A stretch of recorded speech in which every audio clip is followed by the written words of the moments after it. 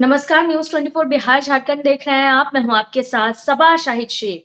रुपेश हत्याकांड में पुलिस ने जो 4 अपराधी थे, जिन्हें गिरफ्तार किया था पुलिस ने, उसे कोर्ट ने बरी कर दिया है, क्योंकि कहा यह जा रहा है कि उनके खिलाफ कोई वैसे सबूत नहीं मिल पाए। तो आखिर ऐसे में सवाल ये उठता है कि अगर वो आरोपी बरी हो गए हैं, तो असली आरोपी फिर कौन है? तो चलिए इन्हीं तमाम बातों पर आज विस्तार से चर्चा करते हैं। चर्चा के लिए हमारे साथ तमाम गेस्ट जुड़ रहे हैं। हमारे साथ जुड़ रहे हैं हमारे associate editor Amitabh Kumar ji, BJP प्रवक्ता राहुल आनंद जी, आरजेडी प्रवक्ता प्रमोद सिन्हा जी, पूर्व प्रशासनिक अधिकारी ओम प्रकाश यादव जी, एडवोकेट रोहित पवार जी। आप सभी का बहुत-बहुत स्वागत है। सबसे पहला सवाल मैं अमिताभ जी से लेना चाहूंगी। अमिताभ जी, जैसा कि इस केस में रुपेश हत्याकांड में जो आरोपी थे उन सबको बरी कर दिया गया है। हाँ बिल्कुल, देखिए कल ये फैसला कोर्ट का आया है। 12 जनवरी 2021 को ये घटना घटी थी पटना के पुनाईचक में। इंडिगो के स्टेशन मैनेजर थे रुपेश सिंह, जो अपने घर जब लौट रहे थे तो रात में करीब 8:30 बजे करीब में उनके घर के अपार्टमेंट के ठीक सामने ही उन्हें गोलियां मारी गई थी। 9 गोली उन्हें लगी थी और मौके पे उनकी मौत हो गई थी। इस कांड के अनुसंधान के बाद पटना पुलिस ने 4 आरोपी को गिरफ्तार किया था। ऋतुराज, पुष्कर, आर्यन और छोटू, इन चारों को गिरफ्तार किया था और उसके बाद इनके पास से हथियार भी बरामद किए गए थे। और साथ में ये जो पुलिस की जो थ्योरी थी उसमें बताया गया था कि जो ऋतुराज सिंह है उसकी कुछ दिन पहले नवंबर के महीने में रुपेश कुमार की कार से एक टक्कर हुई थी और रोड रेस का मामला बताते हुए कहा था कि उस घटना का बदला लेने के लिए इसने पूरी घटना को अंजाम दिया था दोस्तों के साथ मिलकर और रेकी कर अपने आधार को पुख्ता करने के लिए पटना पुलिस ने करीब 200 सीसीटीवी फुटेज कोर्ट में जमा किए थे, जो अलग अलग लोकेशन के थे, जहां से इनके मूवमेंट को दिखाया गया था कि ये घटना करने के आने से लेकर उनके जाने तक के मूवमेंट को दिखाया गया था। इस सीसीटीवी माध्यम से एस्टेब्लिश किया गया था। लेकिन सबसे हैरत की बात है कि कोर्ट ने जब सुनवाई की, करीब 3 साल तक मामला कोर्ट में चला और उसके बाद 350 पेज का एक जो चार्जशीट था वो कोर्ट में दाखिल किया गया था। और उससे भी बड़ी बात है कि इस केस की मॉनिटरिंग खुद डीजीपी कर रहे थे और डीजीपी के अनुशंसा पर बाद में इस केस को भेजा गया था केंद्रीय गृह मंत्री का, जो हर साल दिया जाता है कि स्पेशल इन्वेस्टिगेशन, जो सबसे अच्छा इन्वेस्टिगेट केसेस होते हैं उनको गृह मंत्री पदक दिया जाता है, उसके लिए अवार्ड के लिए भेजा गया था और इस टीम को अवार्ड भी मिला था। इसमें पटना के तत्कालीन सिटी एसपी विनय तिवारी थे और एसआईटी के तमाम लोग थे जो इस एसआईटी में शामिल हुए थे। और अब देखिए जब कोर्ट में सुनवाई चलता है, कोर्ट ने इसे पूरी तरीके से बताया कि इनके खिलाफ कोई भी एविडेंस नहीं बनता है। जो चारों आरोपी पकड़े गए थे, जो जेल में थे करीब 3 साल से 3.5 साल से, उनके खिलाफ कोई एविडेंस पुलिस प्रस्तुत नहीं कर पाई है और उन्होंने कल बरी कर, इस केस से बाइज्जत बरी कर दिया गया है। काफी हैरान करने वाली घटना है क्योंकि इतनी चर्चित घटना, पूरे सूबे की सियासत हिल गई थी और उस मामले में जिसमें डीजीपी खुद मॉनिटरिंग कर रहे थे, अगर उस केस का यह हश्र होता है तो अंदाजा लगाना मुश्किल है कि अब बाकी जो केसेस होते होंगे उनकी जांच किस तरीके से होती होगी। चलिए ठीक है अमिताभ जी, फिर आपका रुख करेंगे, सीधा रुख करते हैं ओम प्रकाश यादव जी का। तो सर, आपको क्या लगता है, जो पुलिस पे अब रुपेश हत्याकांड को लेकर पुलिस की कार्रवाई पर सवाल क्यों उठ रहे हैं? हाँ, देखिए सबसे पहले तो चूँकि हमने कोर्ट का ऑर्डर नहीं पढ़ा है, ना ही चार्जशीट देखा है, लेकिन जो अखबारों में और अलग-अलग मीडिया में आया है, ये वाक़ई में आप इसको यूँ कह सकते हैं कि ये कोई बहुत ही सुखद घटना, इनकरेजिंग ट्रेंड नहीं है as far as state is concerned, जहाँ तक सरकार और पुलिस का प्रश्न है। आप सब लोगों को याद है कि ये बहुत हाई प्रोफाइल मर्डर था और हाई पीरियड हुआ था। लेकिन मुझको जहाँ तक याद आ रहा है कि जो जिन एक्यूज को पकड़ा गया था उसमें से कुछ वीडियो, यद्यपि मैं उसकी कोई पुष्टि नहीं कर रहा हूँ, लेकिन उसमें कुछ आ रहा था कि गलत तरीके से फंसाया गया, उसके मोबाइल में कुछ हाई प्रोफाइल नाम भी थे वगैरह वगैरह। लेकिन आप इसको ऐसे समझें कि पहले तो ये है कि अगर लोअर कोर्ट ने, जहाँ तक मुझको स्मरण है, शायद ये लोअर कोर्ट का फैसला है, तो अंतिम फैसला नहीं है, इनके परिजन अपील भी करेंगे। तो फाइनली इस देश का जो कानून है, हाई कोर्ट और सुप्रीम कोर्ट में क्या होता है वो अलग बात है। लेकिन एक सिरे से पुलिस का इन्वेस्टिगेशन और चार्जशीट में जो एविडेंसेस दिए गए उसको अगर कोर्ट ने खारिज कर दिया है तो निस्संदेह ये चिंता का विषय है। कैसे हुआ है, किन आधार पर कोर्ट ने ऐसा किया है, वकील साहब भी बैठे हुए हैं। लेकिन ये बहुत ही इनकरेजिंग ट्रेंड नहीं है, इतना हाई प्रोफाइल। और प्रश्न आपने सही उठाया कि अगर वो आरोपी नहीं है, मतलब दोषी नहीं है, तो हत्या तो हुई, तो किसने हत्या की, हत्यारे कहाँ है? यह प्रश्न तो सरकार के सामने मुंह बाए खड़ा रहेगा ही। अभी तत्काल हम इतना ही बोलते हैं, फिर जैसे बढ़ेगा तो हम कुछ अपनी बातों को हम ऐड करेंगे। चलिए ठीक है, फिर आपका रुख करेंगे, सीधा रुख करते हैं रोहित पवार जी का। रोहित पवार जी, मेरा आपसे ये सवाल है कि अगर बरी कर दिया कोर्ट ने उन 4 आरोपियों को, तो फिर कातिल कौन है? सबसे पहले तो सबा शाहिद जी नमस्कार और धन्यवाद मुझे पैनल में इनवाइट करने के लिए, और पैनल पे उपस्थित सभी सबको मेरा प्रणाम जी। देखिए, इसमें अगर देखा जाए, अगर मैं थोड़ा इसमें पीछे लाइट डालता हूँ, इसमें ये 12 जनवरी 2021 की वारदात है। पटना क्षेत्र शास्त्री नगर पुलिस स्टेशन के क्षेत्र में ये घटना हुई थी, जिसमें रुपेश सिंह जी की हत्या कर दी गई थी गोली मार के, और सब्सिक्वेंटली एफआईआर वाज रजिस्टर्ड। इसमें इन्वेस्टिगेशन हुई, 4 अक्यूज जिसमें एप्रीहेंड किए गए, जिसमें से अक्यूज नंबर 3 जो छोटू थे, उन्होंने खुद ही सरेंडर कर दिया था। बाकी 3 अक्यूज को पुलिस ने इन्वेस्टिगेशन के दौरान एप्रीहेंड किया।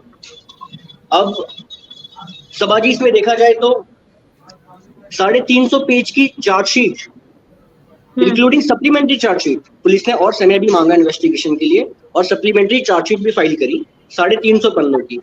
अब जब चार्जशीट कोर्ट में आई, इन्वेस्टिगेशन कंप्लीट हुई, उसके बाद अगर आप आज जो कल फैसला कोर्ट ने सुनाया है, अगर आप जजमेंट देखें तो अक्विटल इसलिए हुआ है because there was lack of evidence, कि साक्ष्य इतने नहीं थे कि आप किसी को, आप इनको गिल्टी प्रूफ करें। और क्रिमिनल ट्रायल का जो उसका कार्डिनल रूल होता है, वो ये होता है that the prosecution must establish guilt of the accused beyond reasonable doubt, जो कि पुलिस नहीं कर पाई। अब जहां तक हम इसकी समीक्षा कर पा रहे हैं, देखिए, अब कहना चाहिए या नहीं कहना चाहिए, but it was a faulty and defective investigation. ठीक है, क्योंकि जो आईओ होता है, इन्वेस्टिगेटिंग ऑफिसर होता है, वो ही किंगपिन होता है नेचुरल क्रिमिनल जस्टिस का। अगर इन्वेस्टिगेशन ऑफिसर ठीक से इन्वेस्टिगेशन करेगा तो ही केस मजबूत होता है, तभी चार्जशीट बनती है, तभी वो कोर्ट में आता है, और उसी पे प्रोसिक्यूशन आगे अपनी कार्रवाई करते हैं, उसी पे ट्रायल आगे चलता है। अब जितने भी एविडेंसेस इन्होंने कलेक्ट करे, जो सीसीटीवी फुटेज थी, जैसे कि अमिताभ जी ने बताया, 200 से ज्यादा सीसीटीवी फुटेज इन्होंने खंगाली, बट ये कोर्ट में जज साहब के सामने उस एविडेंस को कोरबोरेट नहीं कर पाए, वो सर्कमस्टेंशियल एविडेंस की चेन को स्टैब्लिश नहीं कर पाए। आप समझ पा रहे हैं, मैं आपको समझा पा रहा हूँ? जी, जो सर्कमस्टेंशियल एविडेंसेस होते हैं, उनको वो स्टैब्लिश नहीं कर पाए, तो there was no reasonable doubt कि ये अक्यूज ने ही किया है। और ऐसे ही बहुत सारे केसेस होते हैं जहां पे पुलिस की फॉल्टी इन्वेस्टिगेशन की वजह से वो जस्टिस सर्व नहीं हो पाता है। अब जैसे कि आईए साहब ने बोला, ओम प्रकाश जी ने बोला कि हाँ, अभी हमारे पास रेमेडीज अवेलेबल है, अभी हम हायर कोर्ट्स अप्रोच कर सकते हैं, उसके बाद हम सुप्रीम कोर्ट का दरवाजा भी हमारे लिए खुला है। बट यहाँ पे सोचने वाली बात यह है कि जो इन्वेस्टिगेशन ऑलरेडी खराब हो चुकी है, उसको अब डैमेज कंट्रोल कैसे करेंगे? क्योंकि इन्वेस्टिगेशन जो विटनेसेस के बयान है, 161 के बयान है, 164 के बयान है, उसमें जो डिफिकल्टीज हैं, जो फॉल्टी चीज हैं, उसे आप कैसे रेक्टिफाई करेंगे? वो तो ठीक नहीं हो सकती है। तो एक बहुत मेजर लूप होल है, और ये इन्वेस्टिगेशन के पार्ट पर ही है। That is why the accused were acquitted, otherwise ये कन्विक्शन वाला मुकदमा हो सकता था। नहीं, जब इसमें रोहित जी, जब इसमें पूरे मामले का खुलासा जब पुलिस ने किया था, तो उसने कहा भी था कि हमारे पास इतने ज्यादा मोबाइल सर्विलांस के एविडेंस है, हमारे पास इलेक्ट्रॉनिक एविडेंस है, हमारे पास सीसीटीवी के एविडेंस है। लेकिन सबसे हैरत की बात है कि कोर्ट ने जो कल पकड़ा कि इसमें जो घटना स्थल से पुलिस को वहां पे पिस्टल की गोलियां मिली थी, 9mm पिस्टल की गोलियां मिली थी, लेकिन जब कोर्ट में एग्जिबिट जो पेश किया गया था, उसमें वो देसी कट्टे थे। तो ये एक बड़ा लैप्सेस जो आप देखने को मिल रहा। और हम लोग का सवाल बड़ा ये था कि सबसे बड़ी बात ये है कि ऐसे कांड में जिसमें खुद डीजीपी घंटों जाके थाना पे मॉनिटरिंग करते थे, थाना पे जाके सुपरविजन करते थे, और उसके बाद जब ये एक्यूज पकड़े गए थे तो एसएसपी प्रेस कॉन्फ्रेंस करते हैं चारों का। हालांकि जो उनके फैमिली थे, मेंबर थे, जो एक्यूज पर्सन थे, उन लोगों ने भी पुलिस पे केस किया हुआ है, कोर्ट में मामला चल रहा है कि उनके पति को जबरदस्ती फंसाया गया है, इस केस में जबरदस्ती बयान दिलवाया गया था। लेकिन पुलिस की दलील थी कि हमारे पास एविडेंस है।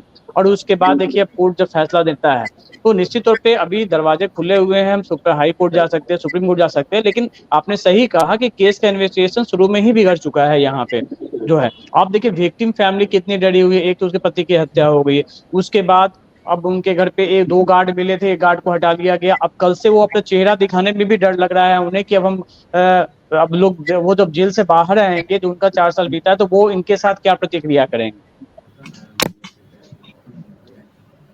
जी बिल्कुल सही कहा, अमिताभ जी का कहना बिल्कुल सही है कि जब अगर आप इसमें देखा जाए, ये जो फॉल्टी इन्वेस्टिगेशन हुई है, इसकी वजह से इनजस्टिस हुआ है ट्रायल के साथ। Trial has been served with utmost injustice. ठीक है, इसमें जो सफर करते हैं वो विक्टिम की फैमिली सफर करती है, बिकॉज कोर्ट लिटिगेशन में पढ़ना, फिर उसके रख के खाना, अब वो अपील में जाएंगे। बट द मैटर इज कि ऑलरेडी केस खराब हो चुका है, इन्वेस्टिगेशन तो आपने खराब कर दी है, उसको आप ठीक नहीं कर सकते हैं, उसको आप कैसे रिवाइव करेंगे। तो राहुल जी यहाँ पे हैं। राहुल जी ये बताइए कि इस इन्वेस्टिगेशन को लेके तो टीम को तो केंद्रीय गृह मंत्री तक ने पुरस्कृत कर दिया था कि काफी अच्छा इन्वेस्टिगेशन हुआ है, लेकिन अब क्या करेंगे, वो पदक लौटाएंगे। देखिए, सबसे पहले मैं आपके चैनल के माध्यम से जो जिनके साथ ये घटना घटी है उनके लिए हमारी संवेदना है, और हम उनको भरोसा दिलाना चाहेंगे कि सरकार ने कोई इन्वेस्टिगेशन नहीं किया है। पुलिस ने जो इन्वेस्टिगेशन किया है तो ये मामला संविधान के तहत है। देखिए, मैं आपको एक बात अंडरलाइन करा दूं कि हमारे देश का जब संविधान बना था तो उस समय इस बात का ख्याल रखा गया था कि चाहे 100 अपराधी छूट जाए, लेकिन किसी निर्दोष को सलाखों के पीछे नहीं जाना चाहिए। ये वकील साहब रोहित पवार जी भी समझ सकते हैं और ओम प्रकाश यादव जी भी भली भांति इस चीजों से अवगत हैं, क्योंकि जब वो कुर्सी पे बैठते हैं तो उनके साथ कुछ समस्याएं जरूर होती हैं, जटिलताएं जरूर होती है, समस्याएं भी रहती है, लेकिन उसका समाधान निकालने से निष्कर्ष निश्चय निकलता है।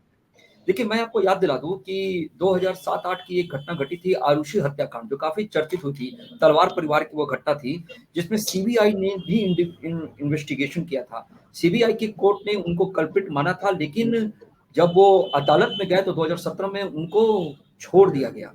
तो कुछ भी अगर होता है कहीं भी तो वो संविधान के तहत ही होता है। और जहां तक सवाल उठता है कि पहले भी, जैसे कि आपने भी कहा और जैसे रोहित जी ने कहा और मैं भी कह रहा हूं कि देखिए, ये एक फर्स्ट स्टेप था जिससे सिविल कोर्ट से, जो निचली अदालत से जो उनको जजमेंट मिला है, उससे वो हाई कोर्ट में भी जा सकते हैं। और डैमेज कंट्रोल की जहां तक प्रश्न उठता है तो आपको जानकारी के लिए मैं बता दूं कि बहुत सारी चीजें ऐसी आई हैं जिसको निचली अदालत ने उनको बरी किया है और हाईकोर्ट ने उस फैसले को बरकरार रखा है। ऐसी बहुत सारी घटनाएं घटी हैं और डरने की आवश्यकता किसी की भी नहीं है। जो पुलिस प्रशासन है, खास करके जो एनडीए की सरकार है, उसमें दुरुस्त है।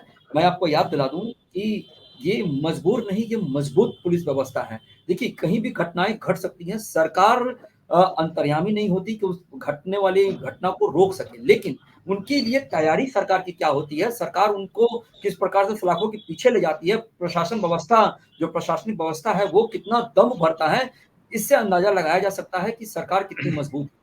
मैं आपको एक बात और बता दूं कि जो रुपेश हत्याकांड के जो दोषी हैं, जो परिवार ने जिनके ऊपर आरोप लगे और जो पुलिस ने जो इन्वेस्टिगेशन वगैरह किया, तो उसके लिए सरकार उनके साथ खड़ी है। ये सरकार का फैसला नहीं, ये संविधान सम्मत न्यायालय का फैसला है। अब आपके साथ सरकार है और आप जब भी खोजेंगे जिस स्थिति में, हम आपके साथ हैं। सवाल उठता है परत दर परत अगर इन्वेस्टिगेशन की, तो ये भी मैं आपको भरोसा दिला देना चाहूंगा कि अगर कोई खामियां आई होगी तो उसमें सुधार भी किया जा सकता है। अगर किसी का ऑपरेशन भी अगर होता है, उसमें अगर गड़बड़ी आ जाती है तो उसको ठीक करने की व्यवस्था होती है। कहीं ना कहीं कुछ ना कुछ लूप होल जरूर होता है। तो रोहित जी भी और खास करके ओम प्रकाश जी भी इस चीजों को बहुत अच्छी तरह से समझ सकते हैं, और मैं विश्वास आपको दिलाता हूँ कि ये फुल एंड फाइनल सेटलमेंट नहीं है, ये फुल एंड फाइनल फैसला भी नहीं है। आप इसके ऊपर भी दरवाजा खटखटा सकते हैं, सरकारी मदद जो चाहिए होगी सरकार आपके साथ खड़ी है। जी नहीं राहुल जी, इसमें तो ये नहीं है, हत्या हो गई, हत्या के बाद इन्वेस्टिगेशन को लेकर सवाल उठाए हैं और सवाल कोर्ट ने उठाए हैं। और वो आपकी जायज जांच इसलिए करनी, भी चाहिए। हाँ वो कोर्ट ने उठाए हैं। वो जांच की, हत्या के बाद, हत्या कहीं भी हो सकती है, घटना कहीं भी घट सकती है, इससे सब लोग अनजान नहीं है कि वो कहीं भी हो सकती है, लेकिन उसके बाद जो इन्वेस्टिगेशन हुए थे उस इन्वेस्टिगेशन पे आज सवाल उठ रहे हैं कोर्ट के फैसले के बाद। प्रमोद जी, इस फैसले को कैसे देखते हैं? आपको क्या लग रहा है कि जांच कहां तक हुई थी, और क्या कुछ खास लोगों को बचाने के लिए, जो परिवार शुरू से विक्टिम परिवार कर रहा था कि जो असली गुनहगार है उन्हें बचाने की कोशिश की जा रही थी, क्या आज वो बात सही सच साबित हुई है? देखिए अमिताभ जी, अभी हम राहुल जी का भी सुन रहे थे। भारतीय जनता पार्टी के प्रवक्ता हों या जनता दल यूनाइटेड के प्रवक्ता हों, तमाम टीवी चैनल डिबेट में एक बात जरूर कहते हैं, जब घटनाएं घटती हैं और हमारे नेता आदरणीय तेजस्वी प्रसाद यादव जी जब लगातार सरकार को आईना दिखलाने का काम करते हैं, तो वो लोग ये जरूर कहने का काम करते हैं कि इन घटनाओं में जो भी दोषी होंगे उनको सलाखों के पीछे भेजा जाएगा। अब देख लीजिए, आज जो डिस्कशन का विषय है, जो रुपेश हत्याकांड की जो बात सामने आ रही है, और 3 साल के जद्दोजहद के बाद जो है जो आरोपित थे उनको बरी कर दिया गया, और साक्ष्य के अभाव में बरी कर दिया गया। तो कहीं ना कहीं प्रशासन का जो अनुसंधान करने का तरीका है, या किस आधार पर अनुसंधान की प्रशासन ने, किस स्तर पर लापरवाही बरती गई, ये देखने वाली बात है। और यही हमारे नेता आदरणीय तेजस्वी प्रसाद यादव जी लगातार सवाल उठाते रहे। लेकिन ये लोग जो है सिर्फ एक ही बात कहते हैं, ना हम किसी को फंसाते हैं ना किसी को बचाते हैं। अब सवाल उठता है कि उनकी हत्या हुई तो हत्यारे कौन थे? आज 3 साल बीत गए, कोर्ट के द्वारा जो आरोपित थे उनको बरी कर दिया गया, और बरी इसलिए कर दिया गया क्योंकि साक्ष्य, पुख्ता साक्ष्य का अभाव था। तो कहाँ पुलिस जो है, प्रशासन मुस्तैद दिखी, ये बतलाने की जरूरत है। और राहुल जी अभी बोल रहे थे कि प्रशासन ने अनुसंधान किया है, सरकार ने नहीं किया है। तो सरकार का ही अंग है ना प्रशासन, मॉनिटरिंग करने का तो है ना। जब इस तरह की चर्चित घटना घटी और जो पुलिस अनुसंधान कर रहे थे, तो लगातार मॉनिटरिंग की आवश्यकता थी। तो कहाँ चूक हो गई है, तो राहुल जी बतलाने का काम करिए। अगर आप सहमत हों हाँ अमिताभ बिल्कुल। जी, तो एक जी जी। सिस्टेमिक पहलू पर हम बात करते हैं। ये तो चलता रहेगा, इनकी सरकार आएगी तो बोले पुलिस तो वही रहती है। आपको एक सिस्टेमिक, और रोहित जी भी हैं, इस पूरे मसले का जो क्रक्स है वो क्या है? Quality of investigation. Quality of एक सिस्टेमिक बात बताते हैं। देखिए, इसमें कहीं कोई दो राय नहीं है कि इस राज्य में जो क्वालिटी ऑफ इन्वेस्टिगेशन है वह उस दर्जे का नहीं है जिस दर्जे का आज के तारीख में 2024 में बदलते हुए टेक्नोलॉजी और बदलते हुए सारी चीज के दृष्टिकोण से होना चाहिए। 96 में सुप्रीम कोर्ट में एक केस हुआ था। प्रकाश सिंह एक बहुत सीनियर आईपीएस हुआ करते थे, वो आईबी में भी थे और डीजी वगैरह भी रहे। उन्होंने केस, बहुत फेमस केस है प्रकाश सिंह बनाम केंद्र सरकार। आपको स्पष्ट होगा क्यों रहा है। आपको अमिताभ जी जान करके आश्चर्य होगा कि पुलिस का इंटायर हेरार्की जो है ना, वो ऐसे खड़ा है। It is a reverse pyramid structure. मैं आपको बताता हूँ, मैं अर्स्टवाइल झारखंड में पोस्टेड था।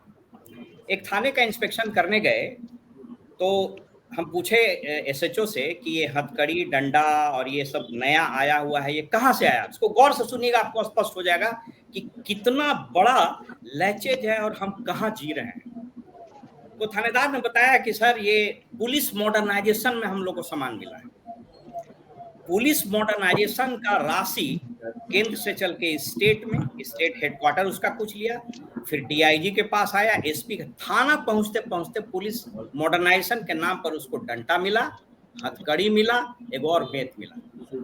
प्रकाश Singh versus union of India में सुप्रीम कोर्ट ने एक्सटेंसिव ऑर्डर किया था 2006 में। उसमें एक बात खाली आपको बता देते हैं जिससे आपको स्पष्ट हो जाएगा। उसने कहा था कि साहब, इन्वेस्टिगेशन और लॉ एंड ऑर्डर, इस दोनों को बिल्कुल सेपरेट कीजिए, बिल्कुल सेपरेट कीजिए। और इसकी शुरुआत आप मेट्रोपोलिस, अर्बन, फिर कस्बे और ग्रामीण इलाकों में कीजिए। पहला ये था। दूसरा ये था कि पुलिस एस्टैब्लिशमेंट बोर्ड वगैरह बनाइए, वो सब तो खैर हो गया। और एक था डिस्ट्रिक्ट कंप्लेन अथॉरिटी बनाइए। बिहार में नीतीश जी पूरे फैनफेयर के साथ 2007 में पुलिस एक्ट बना, आपको स्मरण होगा, आप तो बहुत पुराने पत्रकार हैं, रात में 12 बजे पास हुआ।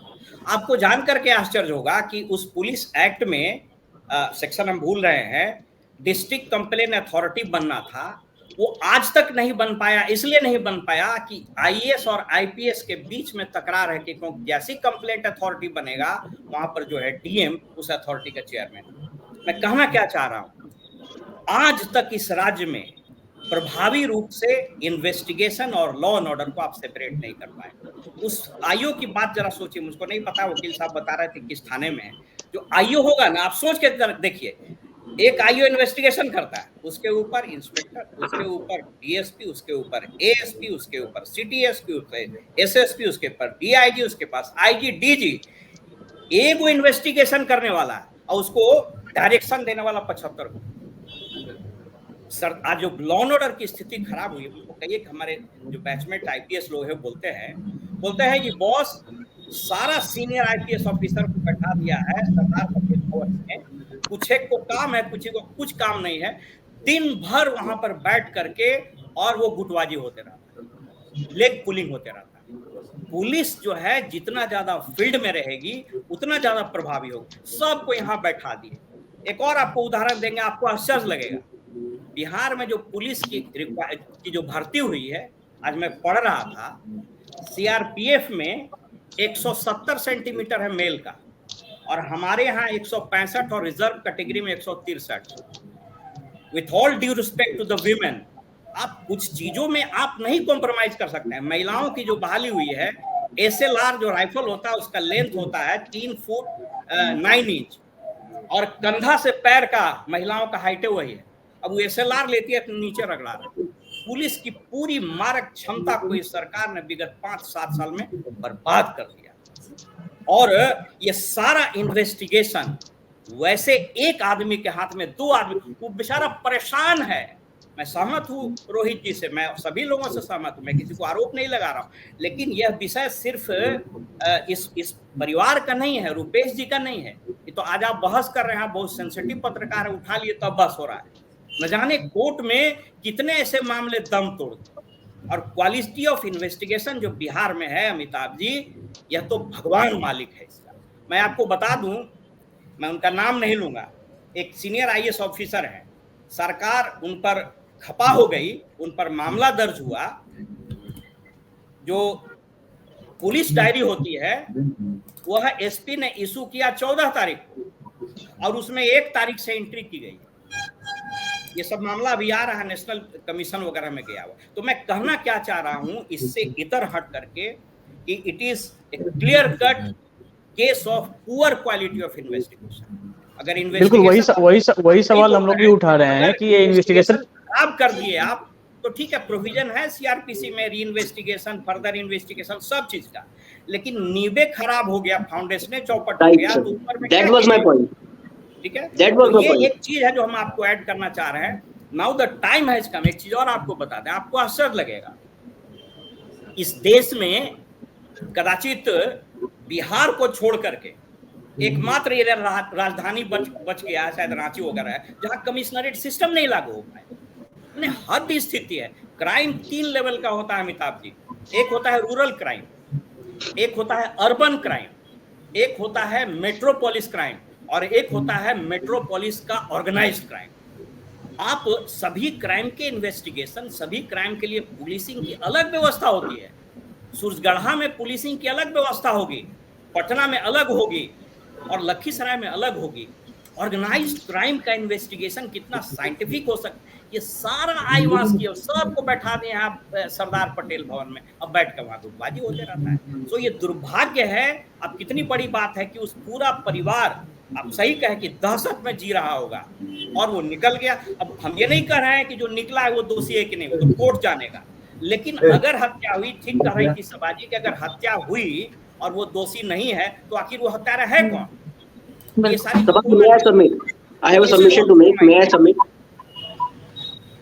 जी रोहित जी। सभाजी जी, मेरा ये मानना है कि अभी हम टॉपिक से डाइवर्ट ना हो।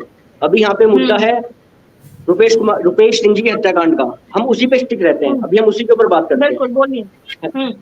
इसमें जो कल जज साहब का आदेश आया है, सेशन जज का आदेश आया है, उसमें जो लैक ऑफ एविडेंस की बात हुई है। अच्छा, यहाँ पे राहुल जी अभी बता रहे थे कि सरकार सक्षम है, साथ में है, सब इन्वेस्टिगेशन ठीक से हो रही है, पर सर ये हम कब तक, एक केसेस की बात नहीं है sir, it is not about one case, there are plenty of cases in which due to lack of evidence and due to unbiased investigation पूरे केसेस खराब हो जाते हैं सर। अब हम तो कल को ये बोल सकते हैं कि हम अपील में जा सकते हैं, yes, there after we can go to supreme court and we have other remedies also, but sir बुनियाद पे जो एविडेंस खराब हो चुकी है, जो शुरुआत में इन्वेस्टिगेशन खराब हो चुकी है। इसमें एक चीज और ओम प्रकाश जी ने बताई कि आईओ के ऊपर भी अधिकारी होते हैं, बट मेरा कहना ये है कि उस केस के लिए तो सिर्फ आईओ जिम्मेदार है ना, उस केस की इन्वेस्टिगेशन की रिस्पॉन्सिबिलिटी तो आईओ की है। तो अगर उसके ऊपर कर रहा हूं, मैं आपसे डिफर नहीं, मैं एक सिचुएशन की बात है कि आपको जस्ट अभी आप रोकते हैं सर, मैं उसी में ये पूछना चाह रहा हूँ, तो क्या आईओ के ऊपर प्रेशर होता है sir? Just a minute, IO के ऊपर प्रेशर होता है कि वो ऊपर के अधिकारी के हिसाब से इन्वेस्टिगेशन करे? ये मेरा क्वेश्चन है सर। मैं आपकी बात को कॉन्ट्राडिक्ट नहीं कर रहा हूँ, मैंने जो बताया जो स्थिति है, अलग अलग जिलों में रहे, सब डिवीजन में रहे, सारी चीज में रहे, मैं इसलिए मैंने कहा कि अगर आप अनुमति दीजिए तो मैं सिस्टेमिक बात करना चाह रहा था, मैंने इस सिस्टेमिक बात कही है। मैं ये नहीं कह रहा हूँ कि आईओ वो एब्जॉल्व हो जाएगा अपने उस पर, लेकिन हम लोगों ने देखा है कि एक एक आईओ के पास 10-10 केसें हैं, दशहरा में भी ड्यूटी लगा हुआ है, दुर्गा पूजा में भी ड्यूटी लगा हुआ है, उसको मंत्री जी के सिक्योरिटी में भी लगा, उसको डायरी पे, इसलिए मैं कह रहा हूँ कि एक सिस्टेमिक ग्रेजुअल और एक रिफॉर्म की आवश्यकता है। वो मैंने बताया कि पूरा मैं दुनिया के 16 कंट्री में घूमा, मैंने कई एक जूरिस्प्रूडेंस का अध्ययन किया है, मैंने नेशनल सिक्योरिटी पर किताब लिखी है, मेरी किताब IIPA में लाइब्रेरी में रखी हुई है, और मैं जान करके हैरत में रहता हूँ कि छोटे छोटे मुल्क, इंडोनेशिया जैसा मुल्क, आप उसका पूरा इन्वेस्टिगेशन का सिस्टम देखिएगा, आप हमेशा याद रखिएगा, यहाँ इन्वेस्टिगेशन करने वाले ऑफिसर की संख्या, उसकी क्वालिटी, उसकी गुणवत्ता बढ़ाने की जरूरत है, न कि सुपरविजन करने वाले। सुपरविजन करने वाले की गुणवत्ता भी बढ़ रही है, उसके अधिकार भी बढ़ रहे हैं, उसकी संख्या भी बढ़ रही है, और जो बेचारा इन्वेस्टिगेशन, मैं यहाँ ये नहीं उसको एब्जॉल्व नहीं कर रहा हूँ, अदरवाइज नहीं लीजिएगा, मैं बता रहा हूँ कि किस स्थिति में हुआ। पुअर क्वालिटी ऑफ इन्वेस्टिगेशन, इससे कहाँ कोई डिफर कर सकता है, मैं ये बता रहा हूँ। और मैं आपकी बात से ओम प्रकाश जी, नहीं ओम प्रकाश जी और रोहित जी, मैं एक बात आप लोग को बता देता हूँ कि जो ये केस जब घटना घटी थी, काफी सेंसिटिव मामला था, और काफी, देखिए रुपेश कुमार कहने के लिए इंडिगो एयरलाइंस के सेशन मैनेजर थे, लेकिन उनके कई ब्यूरोक्रेसी में, पॉलिटिकल ग्रुप में कई उनके लिंक थे, और काफी पॉपुलर थे, कई तरह की बातें उस समय सामने आई थी, और कई तरीके के का इन्वेस्टिगेशन का लाइन ऑफ इन्वेस्टिगेशन शुरू हुआ था, उसमें कई प्रभावशाली लोगों का नाम भी उसमें सामने आ रहा था। लेकिन उसके बाद इन्वेस्टिगेशन टीम ने इसमें जो 4 लोगों को गिरफ्तार किया, उनके बाद फिर मामले की थ्योरी बदल गई कि मामूली एक नवंबर में रोड रेस की घटना घटी थी एयरपोर्ट के पास, और उसके बाद उसी का बदला लेने के लिए 2 महीने के बाद, यानी कि नवंबर में घटना घटी, जनवरी में वो आके उनको गोली मारता है और पूरा रेकी करके गोली मारता है, जबकि उनकी वाइफ ने डिनाई किया है इससे। सॉरी आपकी बात कर रहा हूं सर, नहीं, बिल्कुल। दूसरी बात यह है कि इसमें जो मुख्य आरोपी था, उसकी भी पत्नी ने कोर्ट में जाकर कंप्लेन केस फाइल किया हुआ है कि उनको उनके साथ बदतमीजी करके उनके पति से जबरदस्ती ये बयान दिलवाया गया था कि कबूल किया करवाया गया था। ये मामला कोर्ट में था, हम लोगों ने इसे कवर भी किया था। लेकिन मैं ये उठ रहा हूँ, जैसे ओम प्रकाश सर ने भी सवाल उठाया कि इन्वेस्टिगेशन ऑफिसर आईओ पे दबाव, देखिए इस मामले में खुद तत्कालीन जो डीजीपी थे SK सिंघल 6-6 घंटे तक वो शास्त्री नगर थाने में बैठते थे, और वहाँ इन्वेस्टिगेशन जो चल रहा था उसकी मॉनिटरिंग करते थे। जोनल IG वहाँ बैठा करते थे, SSP खुद वहाँ पे उपेंद्र शर्मा उसमें थे, वो यहाँ मौजूद, इतने तमाम बड़े अधिकारी वहाँ मौजूद रहते थे। और सबसे बड़ी बात अभी के बात बोल रहे हैं, अगर इतना हाई प्रोफाइल केस था तो किसी IPS को ही क्यों नहीं आईओ बना दी? और सबसे बड़ी बात है, नहीं, और ओम प्रकाश सर, सबसे बड़ी बात यह है कि इन्वेस्टिगेशन हुआ, आरोपी जेल चले गए, उसके बाद डीजीपी ने यहाँ से उस कांड का जो इन्वेस्टिगेशन था उसे सुपर मानते, प्राइम मानते हुए उसकी रिकमेंडेशन की थी भारत सरकार के गृह मंत्रालय को कि वहां से बेस्ट इन्वेस्टिगेशन का जो अवार्ड था इस केस को मिला, इस केस के टीम को मिला था, SIT को मिला था। आप सोचिए कि मॉनिटरिंग लेवल जो है वो सिर्फ नीचे के लेवल पे नहीं, मैंने आफ्टर चार्जशीट, बिफोर चार्जशीट तो था ही, आफ्टर चार्जशीट भी जो था इसे रोल मॉडल बनाया गया था कि इतना अच्छा इन्वेस्टिगेशन हुआ और उस इन्वेस्टिगेशन का ये हल निकला है। ठीक है, इसीलिए मैंने राहुल जी, कहा आप उठाए ना देखिए इन्वेस्टिगेशन, मैं आप उठाए ना सुपरविजन का। आपको एक बिल्कुल सेंस बिल्कुल होगा, जब आईओ रिपोर्ट देता है तो रिपोर्ट 1 जो होता है वो एसडीपीओ देता है और रिपोर्ट 2 एसपी के लेवल पर होता है। हम लोग ने जिलों में काम किया है ना, आप माथा पकड़ लीजिएगा, सिर पटक लीजिएगा, नीचे से जो रिपोर्ट आता है ना वो कहने को डीएसपी साहब और एसपी साहब और डीआईजी साहब उसका सुपरविजन करते हैं, एक्चुअली में उसका मुंशी करता है, उसका रीडर करता है। क्या कहिएगा जो स्थिति है, अब देखिए उसको कोई मतलब है? कल का ही प्रोफाइल केस का ये हाल है, दूसरे का क्या हाल होगा सोच करके देखिए। पर सर ये क्रेडिबिलिटी कौन स्थापित करेगा? रामचरित्र जी का मामला रहता तब क्या होता? अच्छा, राहुल जी कैसे कमेंट लेते हैं? राहुल जी बताइए। देखिए, जितनी भी बातें हैं अगर उसका एक सारांश निकाला जाए तो ये कहा जा सकता है कि this is a court of law young man, not a court of justice. देखिए, कहीं अगर कुछ समस्या है तो उसका समाधान निकलता है, और मैं बार बार इस बात को कह रहा हूँ कि जो आरजेडी के प्रवक्ता ने जिन बातों को कहा हमारे सामने, तो उनके लिए एक लाइन में अगर हम बताएं इनके कार्यकाल को तो यही बोलेंगे, सूप तो सूप चलनी बोले जिसमें 72 छेद।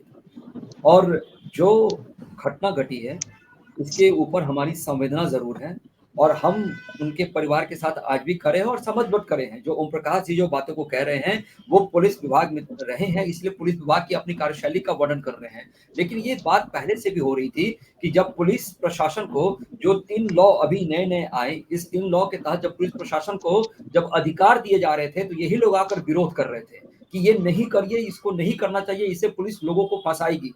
जबकि जब डिजिटल सबूत की बात की जा रही थी और ये ट्रेनिंग, सर वो तो मैटर ही नहीं है सर, ये तो पुराने कानून के तहत कार्रवाई चल रही है, इस मुकदमे में हम इसकी बात कर रहे हैं। देखिए रोहित जी, मैं इसी बात को कह रहा हूँ कि पुलिस को कहीं अगर रिफॉर्म की जा रही है, उसको अगर ताकतवर बनाया जा रहा है, तो कहीं ना कहीं इन तरह की जो घटनाएं हैं जो छूट जाती हैं, जो सबूत के अभाव में जो लोग दोषी नहीं पाए जाते हैं, उनके ऊपर भी कार्रवाई करने के लिए ये कहीं ना कहीं से पुलिस या ताकत देती है। और ऐसा रुपेश हत्याकांड ही नहीं, मैंने पहले भी बताया था, आरुषि हत्याकांड की चर्चा की थी।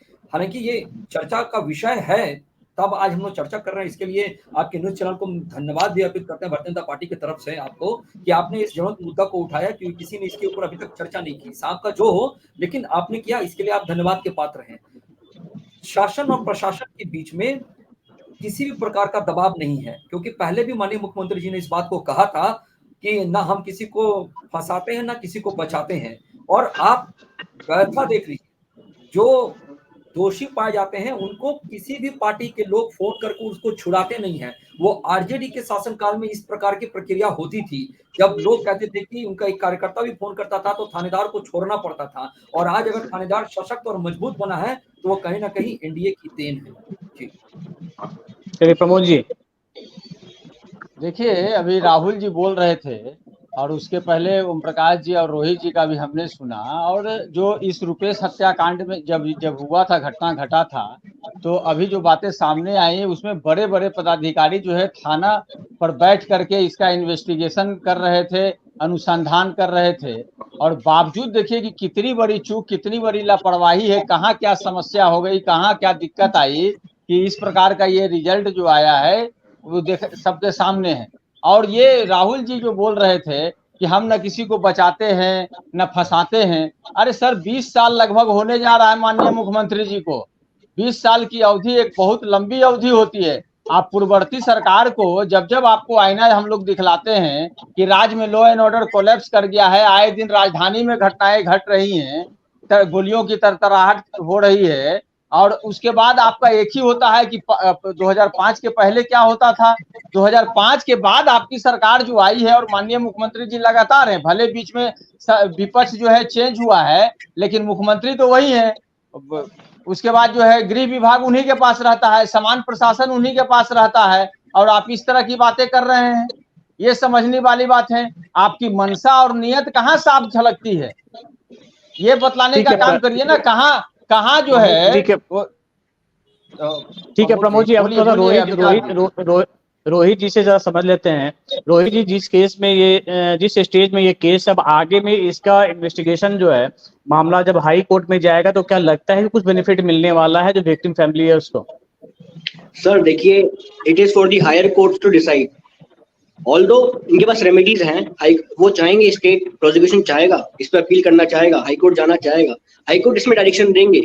But sir the thing is वही, जो इन्वेस्टिगेशन कर रही है टीम, जो ग्राउंड लेवल पे इन्वेस्टिगेशन कर रही है, क्या वो अनबायस हैं? क्या वो फेयर ट्रायल जस्टिस सर्व कर सकते हैं, फेयर इन्वेस्टिगेशन सर्व कर सकते हैं? उसकी क्रेडिबिलिटी पे पूरे समाज को शक हो गया है। अब समस्या ये है, आप समझ रहे हैं मेरी बात? आज के डेट में तो जो आरोपी जो जेल में थे, विक्टिम तो वो बन गए हैं। वो तो खुद को कह रहे हैं कि भाई विक्टिम हमें बिना अपराध के हमको 4 साल से 3 साल से जेल में रखा गया। नहीं सर, ऐसा कुछ नहीं है सर। देखिए, प्रक्रिया अपनी है, स्टेजेस, क्रिमिनल ट्रायल के स्टेजेस हैं। चार्ज एफआईआर कटती है, इन्वेस्टिगेशन होती है, चार्जशीट आती है, कोर्ट में चार्जशीट जाती है, आर्गुमेंट ऑन चार्ज होते हैं, फिर एविडेंस लीड होती है प्रोसिक्यूशन की, फिर डिफेंस की एविडेंस लीड होती है, और फिर फाइनल ऑर्डर होता है आर्गुमेंट के बाद। ये तो सर ट्रायल फेस करना ही पड़ेगा। इसमें हम स्पीडी ट्रायल का वो कर सकते हैं कि हर रोज पेशी हो, ये कर सकते हैं, बस स्टेजेस तो यही हैं। नहीं, अब जब कोर्ट का निचली अदालत का फैसला आ गया तो उसके बाद क्या ये अभी जेल से बाहर आएंगे या फिर अभी नहीं आएंगे? सर अभी तो मेरे ख्याल से ही आएंगे बाहर। बट वही कह रहा था, जेल से बिल्कुल बाहर आ जाएंगे सर। दे आर एक्विटेड, वो बरी हो गए हैं। लैक ऑफ एविडेंस की वजह से वो बाहर आ चुके हैं, तो उनको अंदर रखने का कोई इसमें प्रोविजन ही नहीं है। देखिए, आप एक बहुत अच्छी बात उठाए मिताब जी, जिस पर हम एक लाइन बोलना चाहेंगे यदि आप लोग की अनुमति हो जी। आपने एक बहुत अच्छी बात कही कि हमको नहीं मालूम है कि वो 4 या 5 जो एक्यूज बनाए गए हैं वो दोषी है या नहीं। वो हम में से कोई आदमी को नहीं पता। हमको एक बार दिल्ली में एक क्रिमिनल जस्टिस सिस्टम पर वो बात करने का मौका मिला। उसमें भारत के चीफ जस्टिस भी थे और गवर्नर वगैरह भी थे। हम एक केस स्टडी कर रहे थे।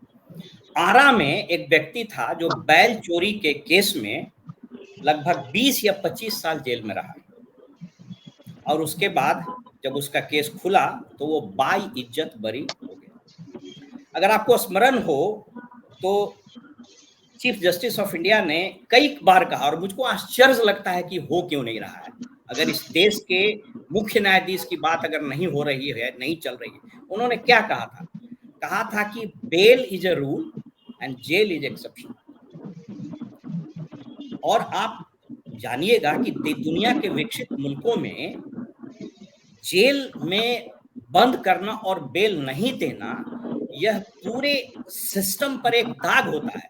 आप उसको कन्विक्ट करके जेल में बंद कर दीजिए, ठीक है, लेकिन ट्रायल में 4 यह भी अपने आप में एक अजीब बात है। 4 साल ट्रायल चल रहा है। अब फर्ज कीजिए ना, ठीक है, अभी वो छूट जाएगा और हाई कोर्ट से भी छूट गया, बरी हो गया, लेकिन वो जो 4 साल जेल में, ये पूरे सिस्टम का। इसलिए मैं हमेशा जब भी बात करता हूं, ये सिर्फ रुपेश की बात नहीं है। ऐसे न जाने कितने रुपेश हैं जिसके फाइल खुले ही नहीं। और ये तो चूंकि हाई प्रोफाइल घटना थी इसलिए हम लोग चर्चा भी कर रहे हैं। ऐसी कितने ही वारदात, कितने ही मामलों में एक्यूज फ्री हो जाता है, निर्दोष जेल चला जाता है। इसके 5 स्टेक होल्डर है, वो बात बताकर मैं अपनी बात खत्म करता हूं। और ये सब दोषी है, समाज भी दोषी है। 5 स्टेक होल्डर है। पहला पुलिस, दूसरा पब्लिक प्रोसिक्यूटर, तीसरा कोर्ट, चौथा वो एक्यूज का परिवार, और 5वां जिसके साथ ये घटना घटी है, पीड़ित का परिवार। ये 5 स्टेक होल्डर्स हैं। और ये 5 स्टेक होल्डर्स के बारे में आप सोचिए, ये 5 स्टेक होल्डर्स का जब तक सिंक नहीं होता है, और स्पेशली पुलिस, पब्लिक प्रोसिक्यूटर और कोर्ट का सिंक नहीं होता है, लॉजिकल कंक्लूड होता ही नहीं है। 4-4 साल, 5-5 साल, 10-10 साल लोग सड़ते रह जाते हैं, और फाइनली मालूम होता है कि शायद वो निर्दोष बरी हो गए। इसलिए मैं अपनी बात यह करके खत्म कर देता हूं। पहली चीज, the state must strive to improve the quality of investigation. और ये एक दिन में बिगड़ा भी नहीं है और एक दिन में ठीक भी नहीं होगा।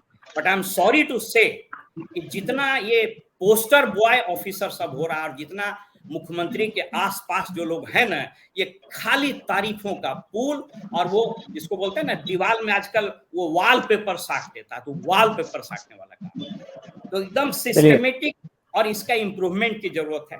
दूसरी चीज कि स्टेट पुलिस में ड्रास्टिक रिफॉर्म की जरूरत है और उसके लिए स्ट्रॉन्ग पॉलिटिकल विल की जरूरत होती है और कुछ अनपॉपुलर निर्णय लेने होंगे। साहब हम लोग इस पर बात करें तो घंटों बात कर सकते हैं। आप सोच करके देखिए ना, नियुक्ति से लेकर के, प्रोसेस से लेकर के, मॉनिटरिंग से लेकर के सारी प्रक्रिया साहब विसिएट करके चौपट करके रखती है और उसका परिणाम ये देख लीजिए।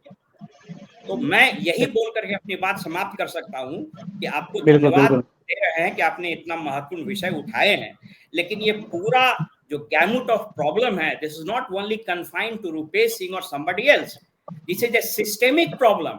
और ये मुख्यमंत्री जी को, with all due respect to the chief minister, हम भी इस स्टेट में सर्व किए, 34 साल हम इस नौकरी में रहे हैं, लेकिन हम भी इस राज्य के नागरिक हैं। बहुत तकलीफ होता है क्योंकि कोई आदमी यह बताने के लिए वहां तैयार नहीं कि साहब ये गलती हो रही है, इसको ऐसे कीजिए, और सब लोग ये बोलते बहुत बढ़िया चल रहा है सर, एकदम खूब शानदार चल रहा है, एकदम शानदार पुलिसिंग हो रही है, एकदम बेस्ट है सर, इंडिया में बेस्ट है। और कभी कभी लोग बात करते हैं ना नेशनल क्राइम रिकॉर्ड ब्यूरो और स्टेट क्राइम रिकॉर्ड ब्यूरो का, अरे भैया वो तो आंकड़ा यहीं से न जा रहा है जी। किसी ने इस बात पर चर्चा आज तक की कि कितने केसेस FIR नहीं होते हैं? आप जरा चले जाइए ना थाना में, आपका मोबाइल सर फॉलो नहीं करता है, शकीरी वासी फॉलो नहीं करता है, जहां भी कॉग्निटिबल ऑफेंस होगा। Yes, state political leadership must come out with an iron hand and strong political will, and the time has come to unleash a process of drastic reform in the police. तब होगा, नहीं तो हम उसको गाली देंगे, उसको गाली, बीजेपी वाला गाली देंगे, बीजेपी RJD को देगा, जदयू इससे फिर भी राहुल जी बीजेपी से हैं, सरकार में है, तो उनसे एक लास्ट कमेंट ले लेते हैं। राहुल जी देखिए, मैंने पहले भी कहा था और अभी भी इस बात पे ही रहता हूँ कि हमारे देश का जो संविधान है वो इस चीज़ को कहता है कि चाहे 100 अपराधी छूट जाए पर किसी एक निर्दोष को नहीं जाना चाहिए। जो हमारे चर्चा का जो विषय था, जिसके ऊपर ओम प्रकाश जी भी इस बातों को कह रहे थे, तो मैं उनके साथ ही खड़ा हूँ और मैं इस चीज़ को भरोसा दिलाता हूँ भारतीय जनता पार्टी और इंडिया की तरफ, सरकार की तरफ से, कि समर शेष है नहीं पाप का भयागी व्याघ्र, जो तटस्थ है समय लिखेगा उनके भी अपराध। जो चीज़ें बीत गई है इसके आगे भी रास्ता खुला है, आप चलिए, हम आपके साथ हैं। बिल्कुल सभा, देखिए समय भी हमारा समाप्त हो रहा है, तो ये एक चर्चित केस था और जिस तरह इस केस को हम लोगों ने इसलिए उठाया था क्योंकि न्यूज़ 24 ने जब घटना घटी तो उस समय से ही इसे मुहिम के रूप में लिया था कि कब पकड़े जाएंगे रुपेश के कातिल। और उसके बाद जब ये पुलिस घटनाक्रम का जब पटाक्षेप पुलिस ने किया था, उस वक्त भी हमने सवाल उठाए थे कि पुलिस की जो थ्योरी है उस पर ना तो परिवार को यकीन है ना हमें यकीन है। और आज देखिए फिर वही आज कोर्ट में जाके एस्टेब्लिश हुआ है। सिर्फ किस दबाव में किया गया, किसके बचाने पे किया, कि इसमें ये क्लियर था कि जो घटना को अंजाम दिया गया था वो पेशेवर शूटर के द्वारा अंजाम दिया गया था। और सबसे बड़ा जो सबूत इसमें ये है कि जब पिस्टल से किया गया, कट्टा रखा गया, तो ये सिर्फ एक संजोग नहीं हो सकता है बल्कि एक पूरी प्लानिंग है, किस तरीके से प्लांटेड स्टोरी यहाँ पे रखी गई थी। चलिए ठीक है, बहुत बहुत शुक्रिया आप सभी का हमारे साथ जुड़ने के लिए। दरअसल रुपेश हत्याकांड मामले में कई गुत्थी ऐसी है जो अभी तक सुलझी नहीं है, और हालांकि कोर्ट ने भी आरोपियों को रिहा कर दिया है, बरी कर दिया है, क्योंकि कोर्ट का कहना है कि जो पर्याप्त सबूत चाहिए थे वो पुलिस नहीं दे पा रही। फिलहाल के लिए इतना ही। देखते रहिए न्यूज़ 24 बिहार झारखंड। अगर आपको ये डिबेट अच्छा लगा तो इसे लाइक और शेयर जरूर करें। आप अपनी राय में कमेंट करके भी जरूर बताएं और हमारे चैनल को सब्सक्राइब करना ना भूलें। नमस्कार।